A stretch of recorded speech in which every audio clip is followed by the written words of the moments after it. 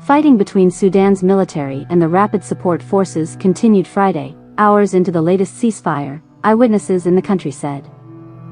As officials warned that scores have been killed in deadly ethnic clashes in West Darfur's capital city, Geneina, since the beginning of the week.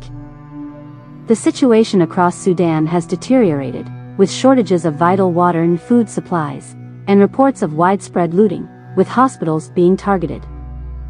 The conflict has seen more than 50,000 people flee to Sudan to Chad, Egypt, South Sudan, and the Central African Republic, the United Nations said Friday.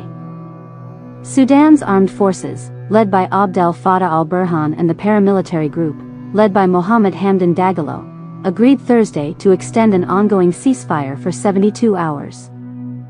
But violence continued to rattle restive Darfur, where a war between rebels and government forces, backed by militias, claimed nearly 300,000 lives in the early 2000s. Recent fighting concentrated in Geneina has been between Arab militias and civilians, according to Ahmed Guja, founder of Darfur Network for Monitoring and Documentation. Speaking from Nyala in South Darfur. Local civilians have armed themselves with weapons, from the city's police station headquarters, said Guja. In a report on Wednesday, the United Nations Humanitarian Office described Geneina as erupting into chaos with clashes.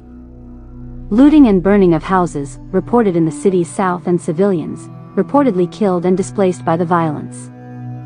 At least 96 people have been killed since Monday in deadly ethnic clashes in Geneina, the Office of the United Nations High Commissioner for Human Rights said on Friday, with spokesperson Ravina Shamdasani warning that there is serious risk of violence escalating in West Darfur, as the hostilities between the Rapid Support Forces and Sudanese armed forces have triggered intercommunal violence.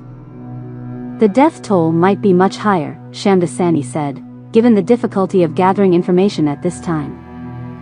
Shamsadani said, there have been sporadic clashes between Arab and Masalit communities in West Darfur, and that such intercommunal violence goes back to perceived and real ethnic affiliations of the RSF and SAF.